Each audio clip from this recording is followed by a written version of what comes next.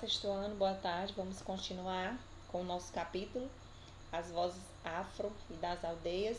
Dessa vez nós vamos fazer a correção, como nós havíamos combinado, né, na aula passada. Peguem os livros de vocês, na página 48 e 49, para a gente poder estar conversando sobre essas questões e vocês corrigindo o que vocês tiverem errado, tá bom? Então vamos lá. Correção. Contexto. Vamos lá o contexto do nosso poema. Os Filhos das Águas dos Solimões. Fizeram a leitura do poema completo. O que vocês conseguiram compreender, né, a respeito desse poema? Que mensagem ele trouxe a vocês? Então, uma integrante ali da tribo, né, produziu esse poema, mostrando a forma em que o homem, né, ele trata as riquezas e, consequentemente, né, em consequência dessa forma, acaba destruindo as belezas naturais. E quem sofre com isso, segundo ela no poema, é o povo indígena, né? Então, por mais que o rio às vezes seja bravo, né, as correntezas sejam bravas, mas que é dali que o povo tira o sustento. Então, eles pedem respeito, eles pedem que o povo preserve para que continue por mais e mais, né, gerações, por anos, né, vários anos. Vocês conseguiram compreender também dessa forma? E, pessoal, é bem interessante no finalzinho, na nossa última estrofe, tem assim, ó, tomaram seu solo sagrado, sem dor, piedade ou compaixão.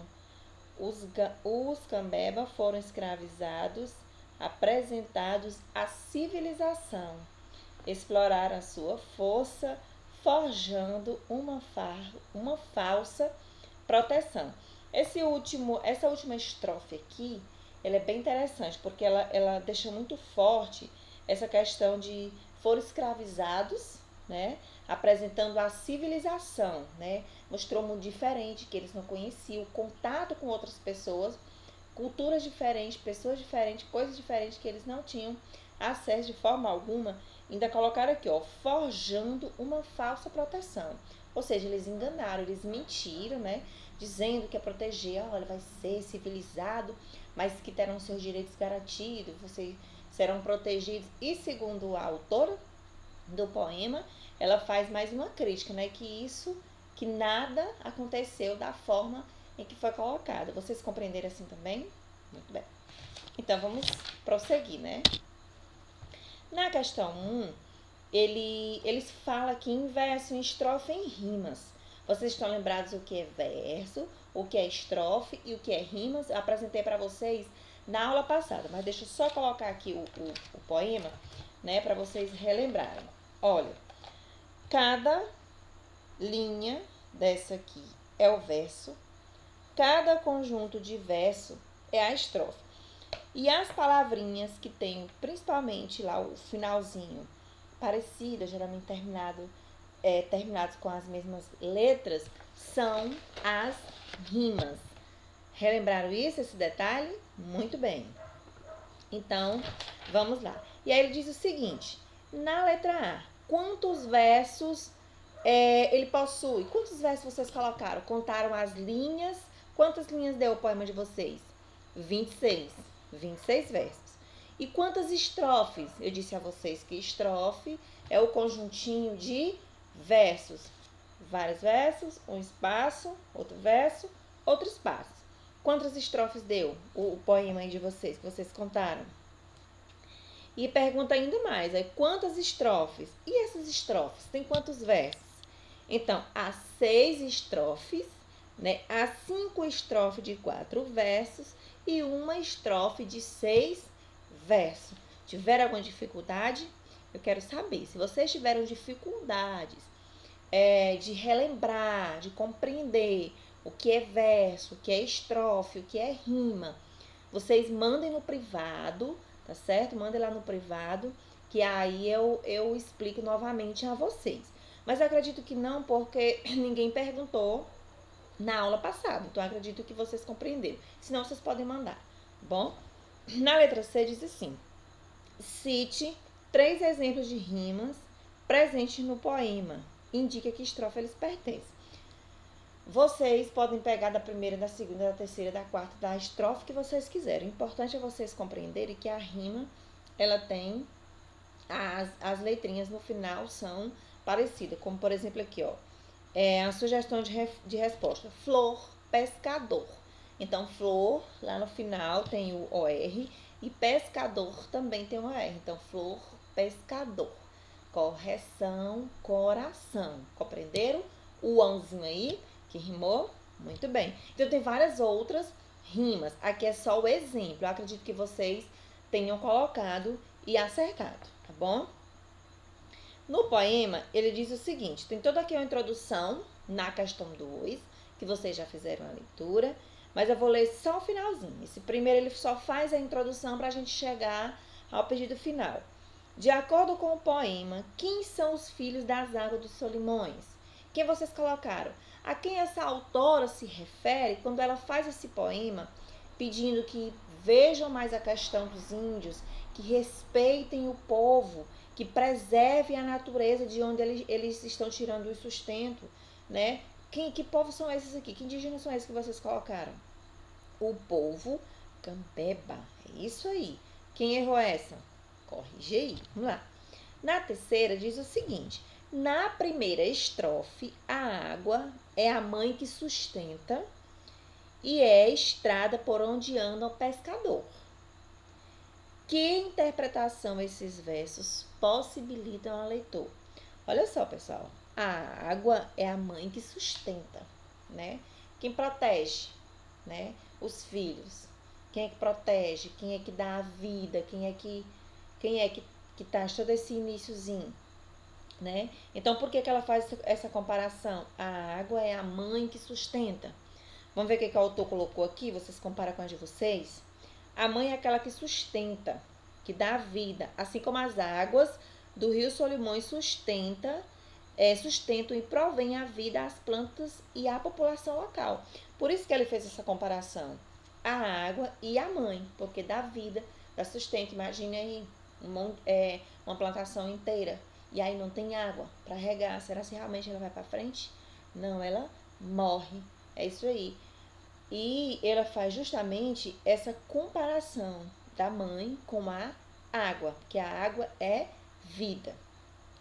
Assim como existe estrada em terra firme, por onde transitam pessoas, animais e veículos, a água em seu curso é como a estrada para o pescador, que navega por ela. Ou quanto é importante, a água da vida, né, movimenta toda a natureza ali, segundo ela, né?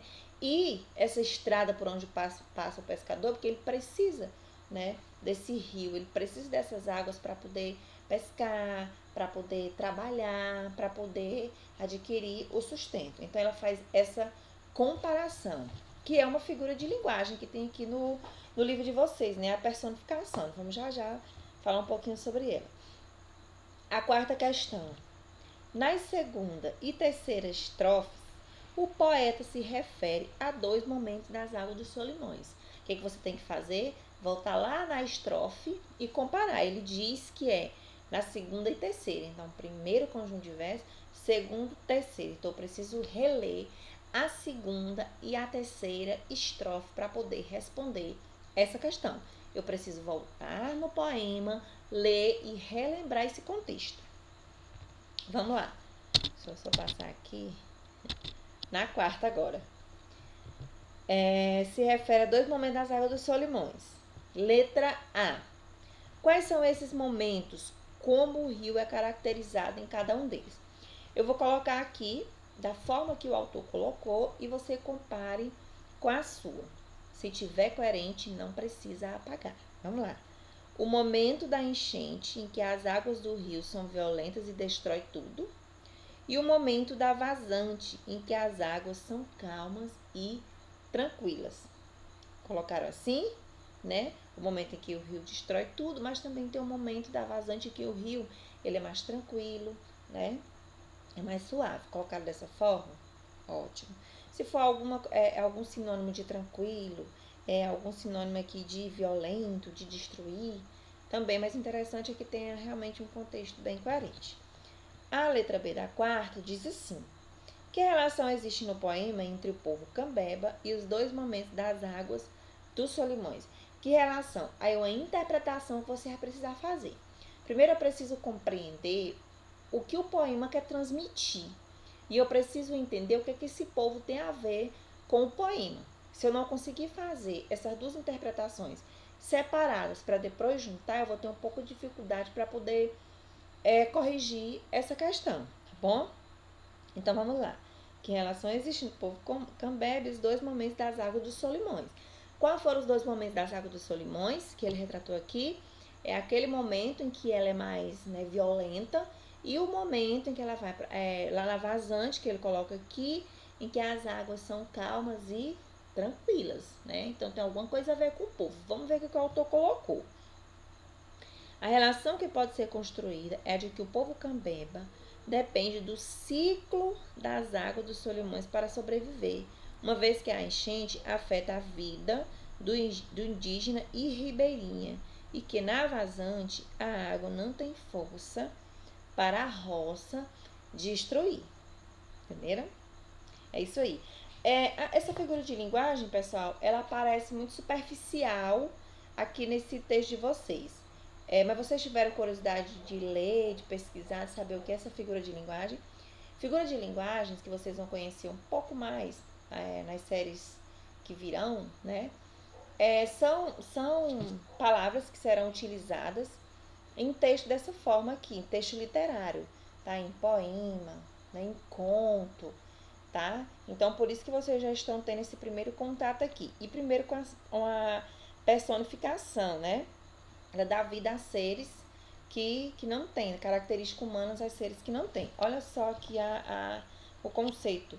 Também conhecido como prosopopeia, é uma figura de linguagem que consiste em atribuir características de seres humanos a objetos e animais, tá bom? Então, por isso que é utilizada mais em texto literário, né? Poema, conto e outros textos de característica fictícia. Por mais que esse poema ele foi baseado em uma história que vivida pelo povo, né? Por esse povo aqui Cambeba, mas ele é um texto de teor fictício. Então, por isso que são utilizadas as figuras de linguagem. Essa personificação aqui dá características humanas a seres e objetos, a mesas, a plantas, dá característica como se tivesse alguma coisa ali do ser humano em objetos e plantas, né? Futuramente que vocês vão conhecer um pouco mais, é só mesmo esse primeiro contato. Vamos lá? A quinta questão diz assim: muitos poetas se utilizam da personificação para construir ideias em seus poemas. Como a personificação é construída na quarta estrofe, ele perguntou a vocês: como é que essa personificação é construída na quarta estrofe? Primeiro eu tenho que ler a quarta estrofe, né? Para eu descobrir. Eu já sei o que é a personificação, né? Eu já sei que ela atribui características de seres humanos a objetos e seres. E aí agora eu vou lá na quarta estrofe para ver o que foi que o autor, que a autora colocou lá, que atribuiu essas características, tá bom? Então vamos lá. A forma que o autor colocou: a água é personificada. Ela é transformada em mãe. Mãe no caso aqui, o ser humano, ela deu as características, né? Em que o parto de dor e emoção fez nascer o povo Cambeba. Então, ela atribuiu a característica da mãe à água, tá bom? Vamos lá, sexta questão. As duas últimas estrofes retratam a ruptura da história dos Cambeba. Que ruptura é essa e que ela provoca, né, a esse povo? Vamos ver o que ele colocou. A ruptura consiste no contato com o colonizador, o povo socializado, né, que, sobre o pretexto de proteção, invade o território do povo Cambeba, escravizando-o e explorando sua terra e sua força. Vocês estão lembrados que eu até li para vocês uma estrofe em que a autora retratava justamente isso. O momento em que ela colocou que o povo ele foi enganado, né? Com essa falsa, fingia proteger o povo e levou para essa civilização, né? Então, a própria autora coloca isso no poema, como se fosse um fingimento. Então, tirou o povo ali daquela cultura que eles já conheciam, que eles já sabiam como funcionava e levou para um lugar totalmente distante, né? Trouxe, aliás, mostrou para eles uma civilização diferente da que eles tinham contato, da forma que eles viviam, da cultura deles, né? Então, pessoal, foi essa a nossa correção.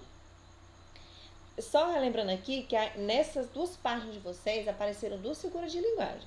A personificação, que foi utilizada no poema, quando ela comparou a água com a mãe, né? Mãe, que dá a luz, que coloca, né, um filho para o mundo e tudo. Então, essa personificação característica de seres, de características humanas a seres e objetos, né?